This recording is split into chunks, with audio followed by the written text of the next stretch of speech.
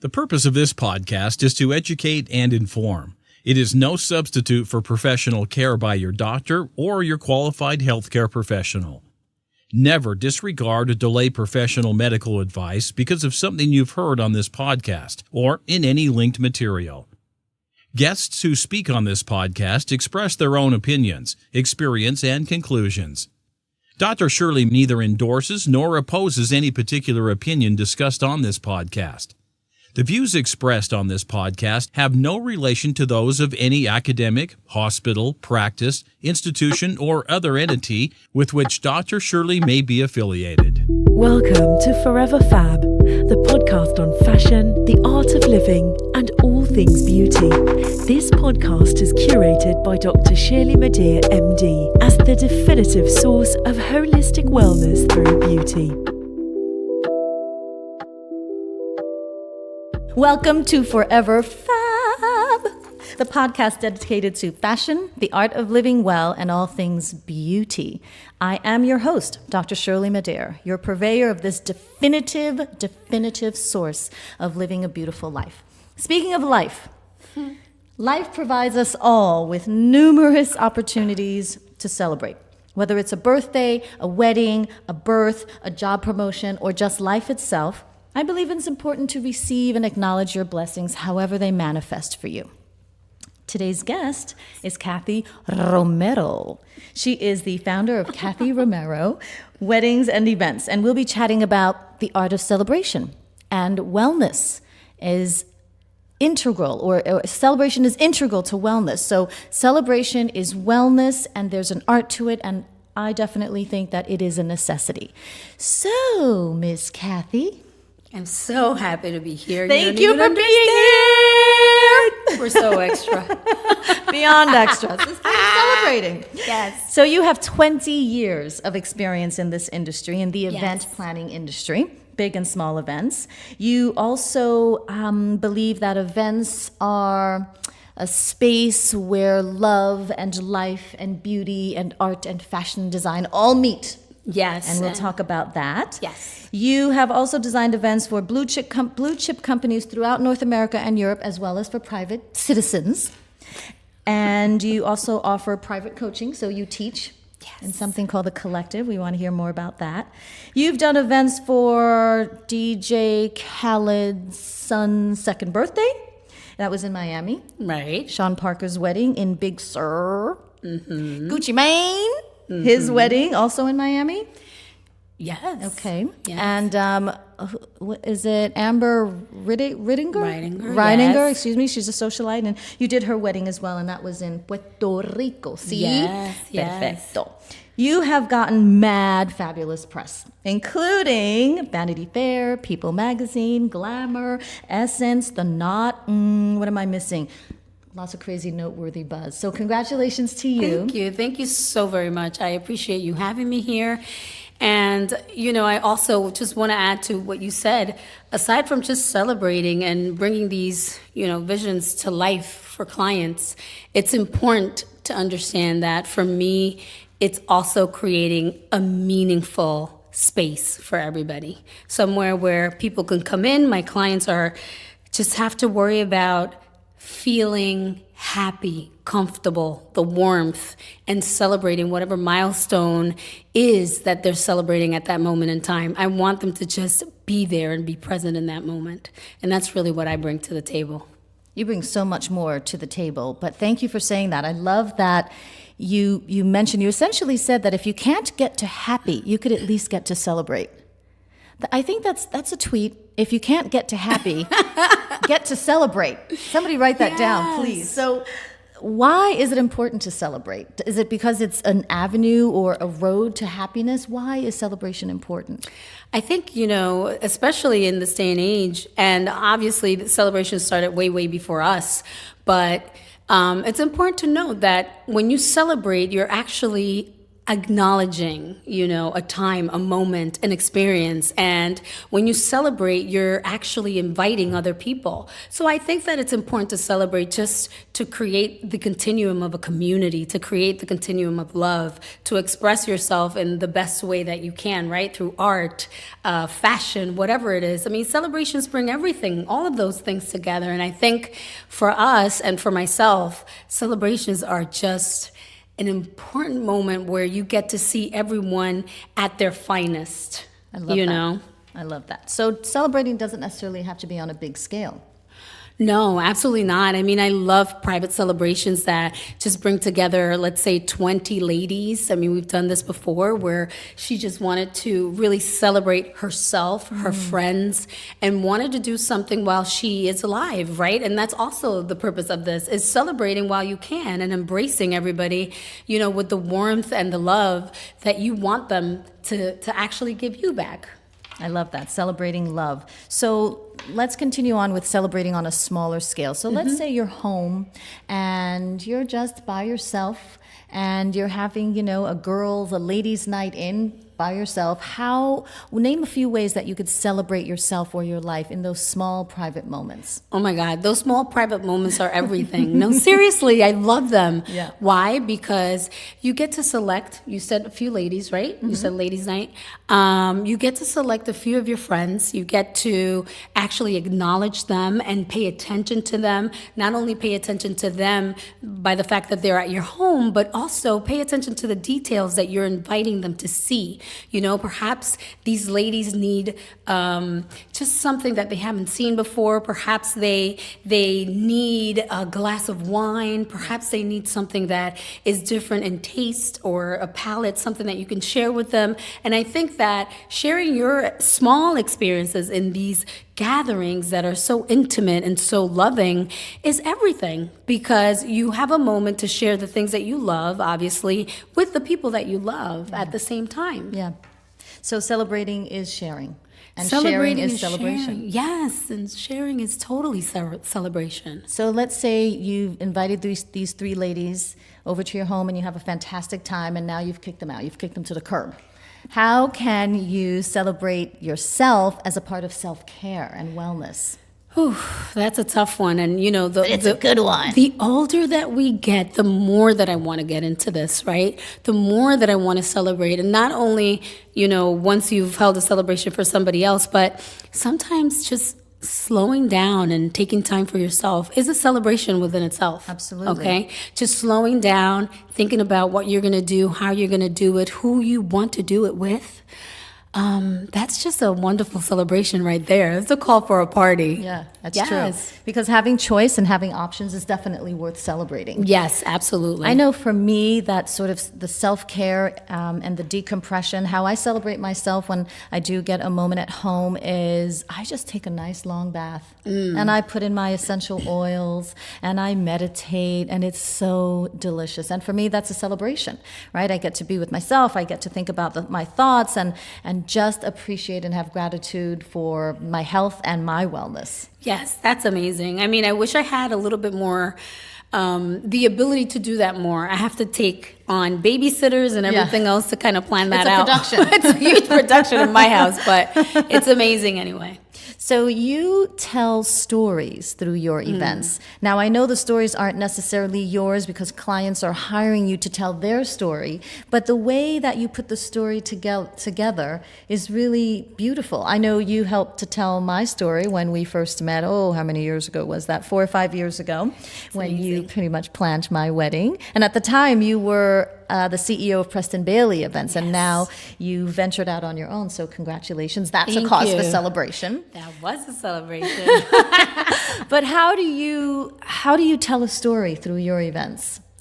I think that the most important thing about telling a story, right, that belongs to someone else is actually listening to your clients. It's listening to the things that they don't love more than the things that they actually love, because those things that they actually love, you know where to get, you know how to bring that to fruition. But understanding what they really don't want, what are the things that make them sort of like uneasy and things like that, those are the things that you want to be careful with. Telling someone's story also, you have to have heart to do that. You have to have heart to tell someone's story in a way that you're not in the way of the story as a planner, Right. that you are not recreating something that is what you want, Right. but more of what your clients are expecting. I love that.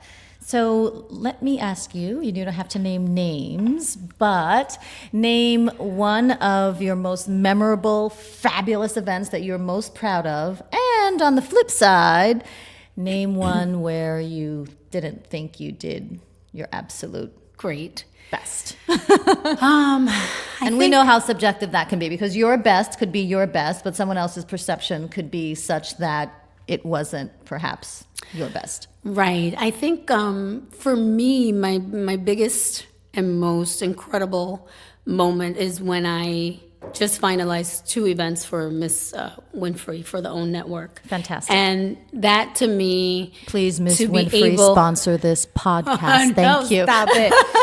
That to me, to be able to do something for Super Soul Conversations. Oh my God, I love that show. Super Soul Sundays, right? Yes, was just absolutely remarkable to me because I grew up watching Miss Winfrey, and I grew up, as an adult now watching the Super Soul Conversations. So to be able to put something together for something of that nature, for something that goes beyond just a celebration, Right. was pretty remarkable in my life, and I'm very, very proud of that. Good for you. That's fantastic. And the part B to that question. And the part B to that question is, when you're doing events, there's always something that you can do better every single time. And I don't think that there's only one event where that has happened. Yeah. There has been several events where I think, wow, I could have done something different. I could have done something better.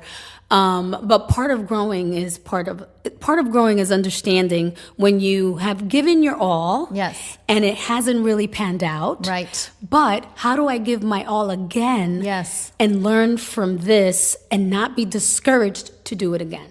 So therefore, by extension, celebrations are also opportunities to grow and evolve.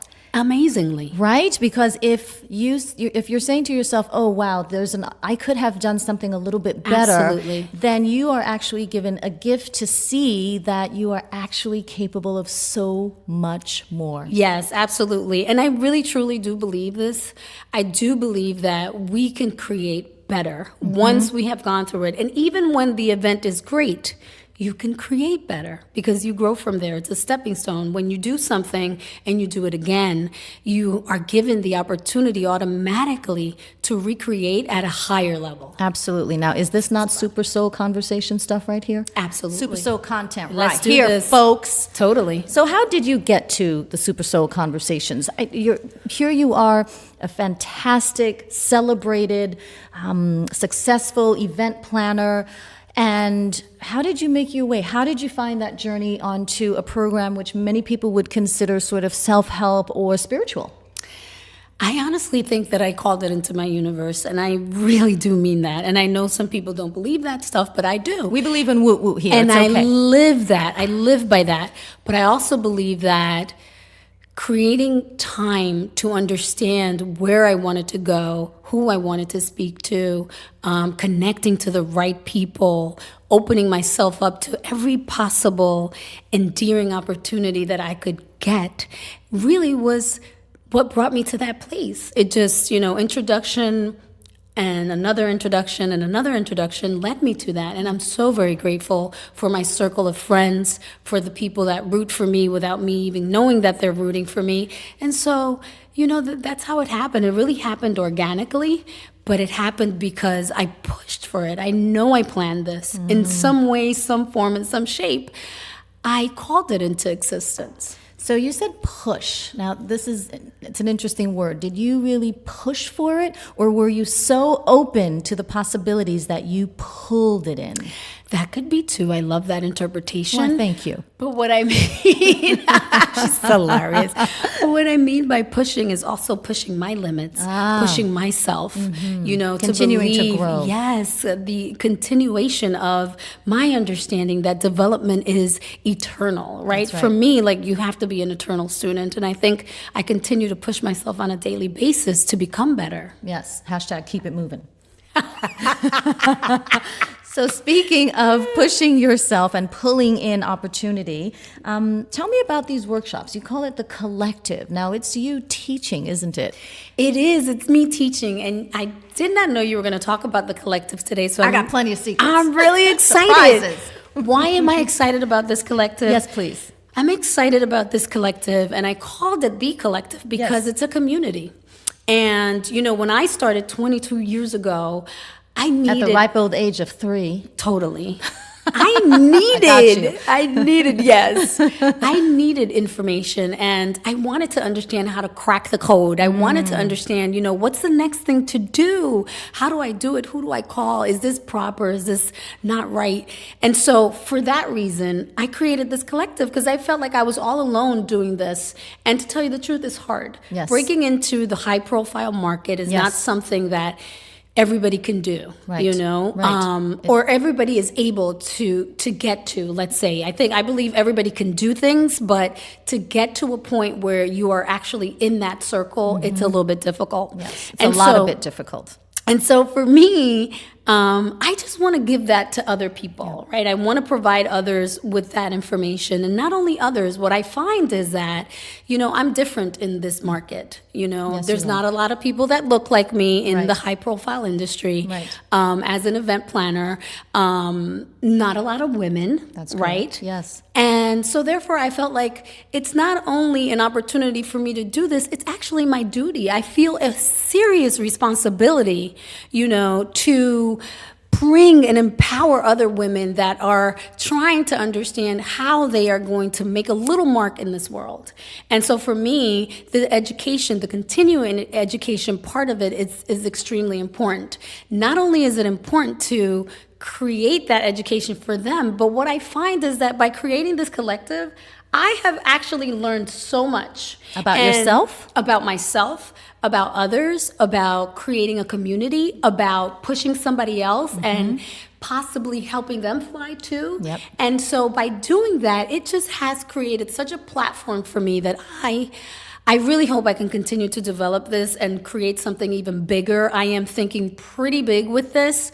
And I'm hoping that others are enlightened by the information provided, that they feel like they can do it too. I mean, I'm just a girl from Jersey City, you know, and not only from Jersey City. Jersey and his house. Yes, Ew. and not only that, but my parents are immigrants from Dominican Republic. Big up to the immigrants. So for me, making sure that people that look like me, that speak like me, are able to actually create something that is remarkable and beyond them, and to help others is just something that really fills me up.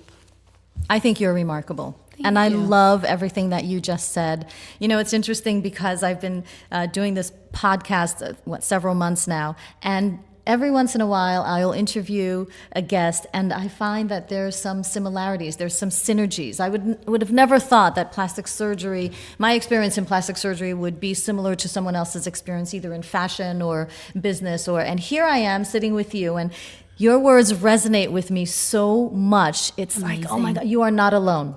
And yes, I'm a plastic surgeon, and yes, you're an event planner. In a way, I help people plan their events around how they look and how they feel about themselves. But you are not alone, because I too am in a place and a space where, and in an industry where not too many people look like me. There aren't too many women. And it's interesting because I read an article about more and more women entering plastic surgery, and I was really happy about that. But the caveat was that people of color, different ethnicities, are not going into plastic surgery, and that's a whole other situation. But all this to say that you are not alone. And I very much believe in your purpose and your mission to educate and to elevate and to empower. That's 3 E's. Hello, is that a tweet? Educate, elevate, and empower. Hello. Educate, elevate, and empower. Yes. Okay, that's going to be the call to action. Everybody, figure out something that you want to do to celebrate yourself every day. I'm using that. Right? And then repeat for 1 week at least. Educate, elevate, and empower. Love it. Okay, that's your. Is that your new That's tagline? gonna be my new care collective. That's tagline. gonna be your new Educate, tagline. elevate, empower. Love it. Done. Free. Okay. I got you. So let's talk about some things that really tie in with your mission and your purpose? I know you love fashion because you're quite the fashionable one. Who are you wearing today? I love fashion. Fantastic. But I'm wearing nobody really, but it's just boutique stuff that I love buy. it. I love little beautiful. like boutiques. I love sort of like in my town, there's a lot of ones, and I love to help them because I Support know small what it's- business. Yes, support the small business. You know, women that own these small little boutiques in my town. I just totally go there, buy. You empower. I empower You support. them. You Yes, elevate. absolutely. There you go. Well, you look beautiful, and thank you for dressing up for me and our audio audience. Okay, so fashion, art, and design. Yes. How do they play a role in your career and in your business? How do you incorporate those elements? I mean, obviously your events are beautiful, but that's the visual. I mean, tell me about where the fashion comes in and where the art and design come in.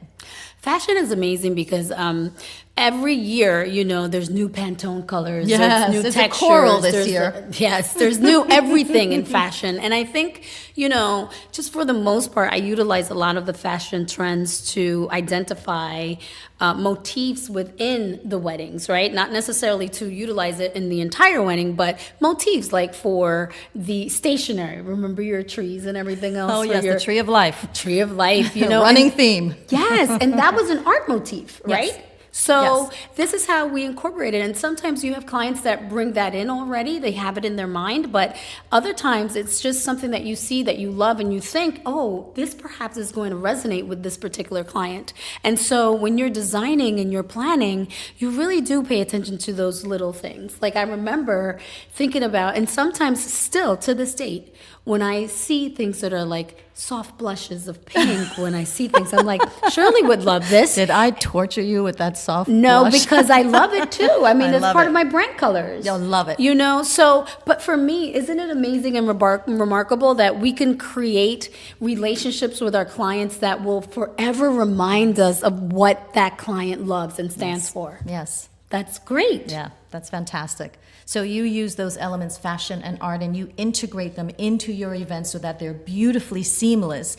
And then they sort of serve as touch points for you to remind you of the people that you work They with. do, and I That's think that that's a beautiful. remarkable thing. That's beautiful. I must really like the word remarkable, You but I love the word do. remarkable, but that's it's okay. It's a good word.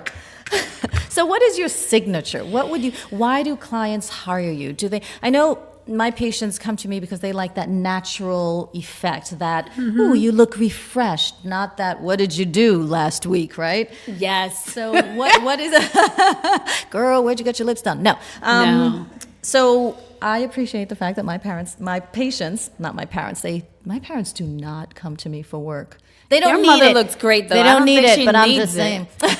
Your mama So my looks patients come good. to me for, that natural look, that soft, that aging gracefully, that we accept our age, but we're not trying to let people know exactly what age we are. So what is your signature? I think my signature really is the fact that I am so high touch with my clients, right? My clients typically, and I must say this in the humblest way, my clients are almost all referrals. And so what I understand is that what they're looking for is somebody that is really going to be with them every step of the way. True. And I think that is the number one reason why I get hired. Well, it works. And I love the term high touch because I use that also. We have so much in common. I also use that to describe my practice, right? I have a very high touch practice. Oh, we're doing the dance. I can't do I'm that. doing a little dance here just to kind of I like love it, yeah. celebrate that we have a lot in common. Yeah, I love that. I'm honored. So, what is something that you accomplished in the past, and it doesn't have to be an event, Okay. but something that you accomplished in the past, 5 or 10 years that you are most proud of? My children. Oh, Of course. Tell me about I mean, your that's children. so easy. Yes, that was an It's easy one. my kids, giving birth to. I have 3 kids. Congratulations. 2 boys and a girl. I remember them. And they are just really the essence of my life. And they are cause for celebration. they are a cause for celebration every single day.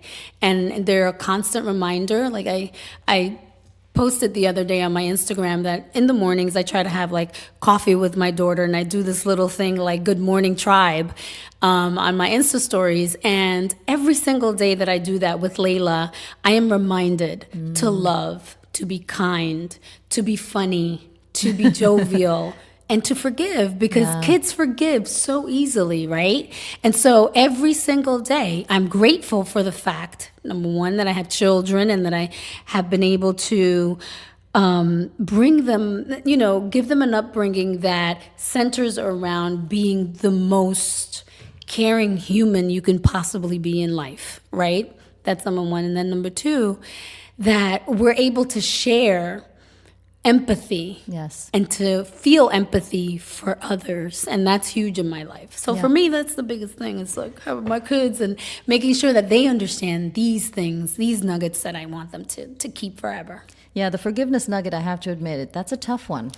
It is, but it's a big one. But it's essential. It's essential. And I think, for me, and I'm going to get personal here, for me, forgiveness also has created an ability for me to continue to move forward. Exactly. Right? Because I had a deadbeat dad, and I'll say this here, and my dad was such a deadbeat dad that I couldn't really think about men in certain ways. Understood. And for me to forgive him Right. actually allowed me to move forward. That's right. And to find someone to who you find love someone, and to yes. create a beautiful family. My baby. Have you ever heard of or read the Course in Miracles? No. So that is a mighty big tome, and it is essentially, I think, the golden nugget. I haven't read it yet. It has been on my shelf for, probably 5 years. And every time I go through a situation that requires, ultimately, me to be able to move on through the path of forgiveness, I look at that book and I say to myself, I really ought to read that. But I haven't yet. But I mention it now because the golden nugget of that book is about forgiveness. Yes. And I do agree with you that just forgiving, no matter how hard it may be, really does open up a path for you to grow. Yes, and it to does. evolve. I believe and that. to actually to celebrate yourself and to celebrate the life that you currently have. Yes, absolutely. In fullness, I got to say, I have to add that word. Yes. In fullness, because Yes. when you forgive and you move forward, you can embrace fullness. Right. And you have to forgive in fullness. You can't forgive like a little bit. Yep. And then when you think about it, be like, oh, you know what? I remember, I know. I'm not going to curse. But I'm not going to forgive that. It is difficult. But this is life. Yes, it is. And it is a journey. And forgiveness is a big part of that journey. Sure is. So for those of us who have huge EQs, empathy quotients, and I believe I'm one of those people, forgiveness is still sometimes an act of courage. That's another tweet. I'm full of it today. Full of the good stuff, right? I love it. Forgiveness is an act of courage. It is. Hashtag winning. Okay. So another question for you and about you. This podcast is about you. What is the best compliment you have ever received? And again, it doesn't have to be about an event or from your client. Best compliment I have ever received might be the fact that I'm selfless. And I think that actually just, fulfills me to the max. There was one client a time that a client said to me, do you realize, that what you do is actually just give yourself on a daily basis to people. And I thank you for giving yourself to my family and for being so selfless. And sometimes we do not realize how much we give, right? We just don't. We don't realize how much we give. Yes. And when we are reminded in such a kind manner, I think that it just really just makes our hearts full. Yes. And that, I think, to me, that was the best, absolute best compliment I've ever gotten. So selfless versus selfish. I think there are times for both. And when are you selfish with yourself? I think I'm selfish when it comes to my time. As of late, I have been struggling with this so much because I have a very, very high maintenance client that has really pushed all of the boundaries that I had established and sort of like has just created like her own kind of like, when can I call Kathy? Oh, I can call her anytime. Or when can I say this to her? Or how can I say this to her? And I think that I have to take that back. And I was saying that, and thank you for asking this question, because it's allowing me to just put it out there. Put it out there. I want my boundaries back.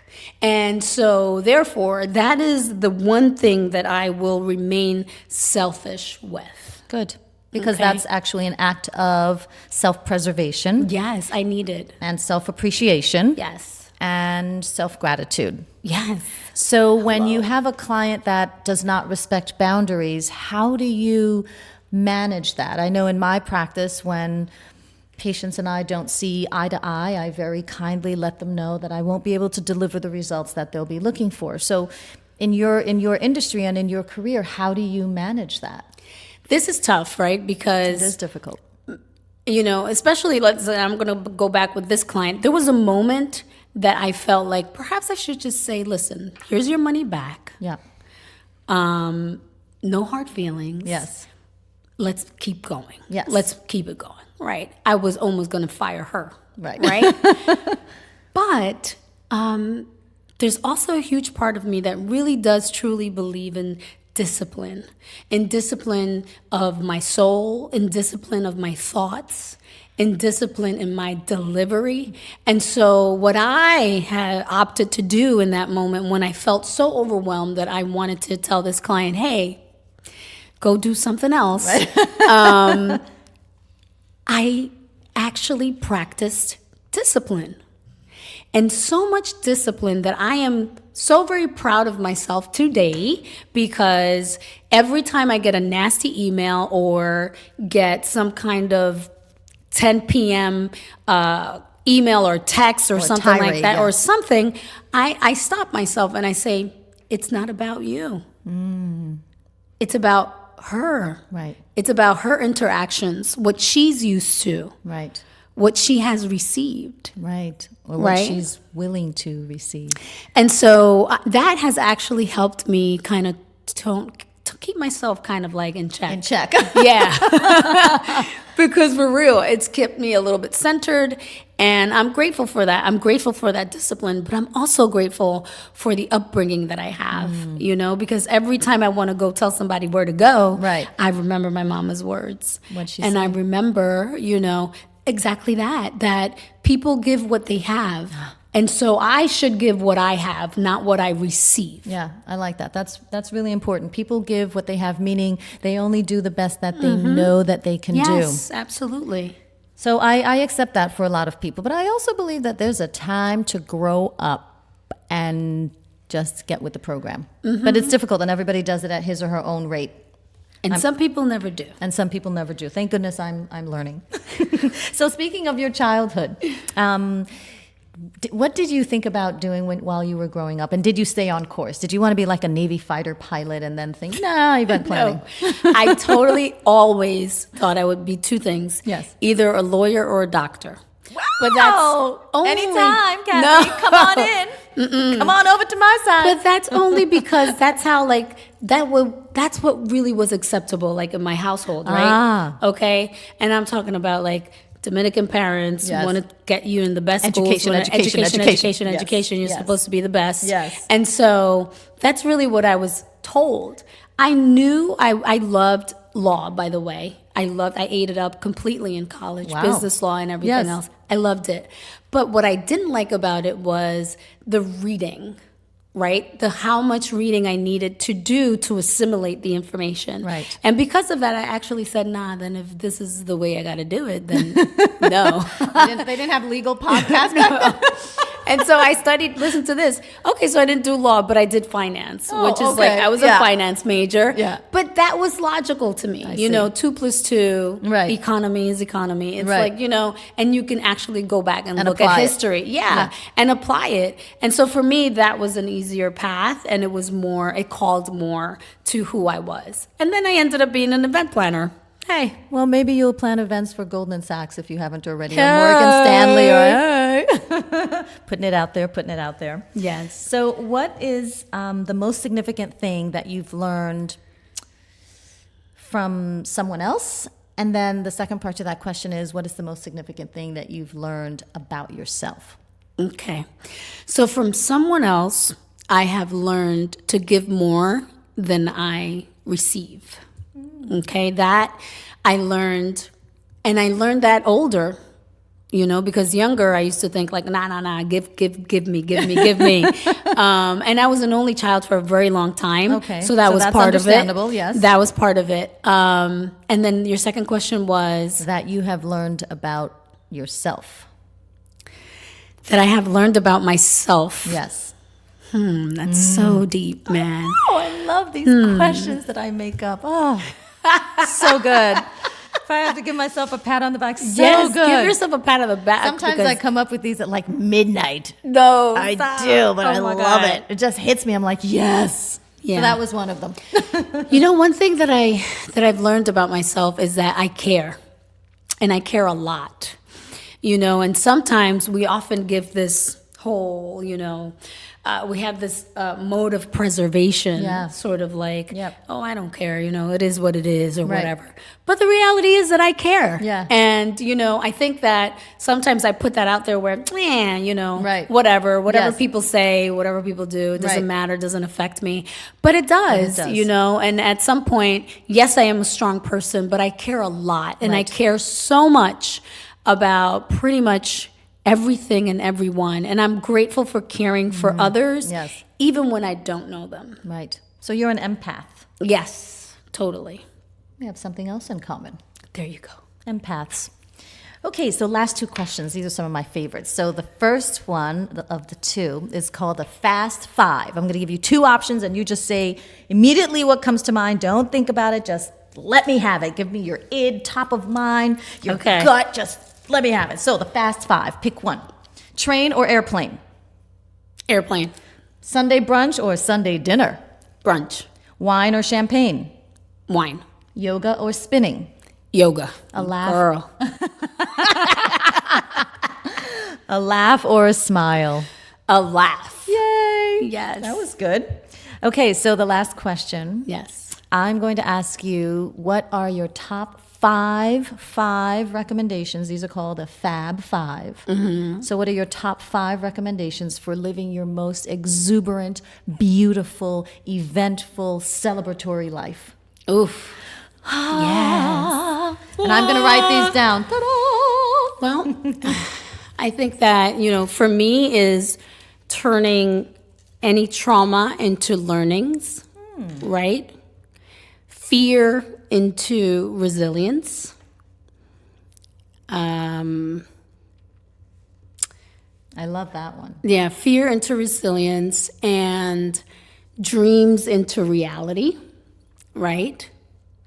Love that one too. And I want to say, you said 5, right? Fab 5. Fab 5. So then I would say hate into love.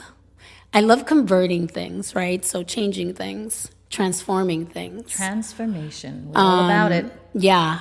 And I need one more. Yes, ma'am. I said dream, right? Because that's like number 1. Yes. We could have made it the Fab 4, but the number is 5. The number is 5. And then the last one doesn't have to be a is conversion. Just no, it doesn't. Is there a I mantra that you live by, an affirmation? Yes, I truly believe that what we believe, we become.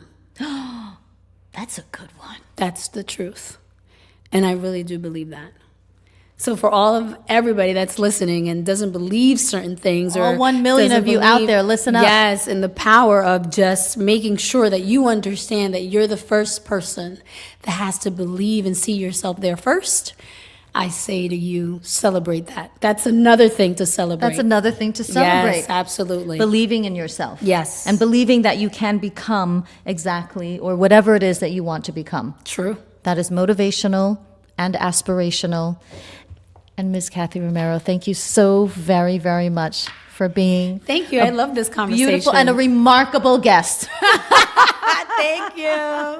I appreciate you, Shirley. We appreciate Thank you for having me. Thank you for being here. And thank you, listeners, for tuning in to this week's episode of Forever Fab, the podcast dedicated to fashion, the art of living well, and beauty. Until next time, stay beautiful and fabulous inside and out. Amazing. Amazing. amazing.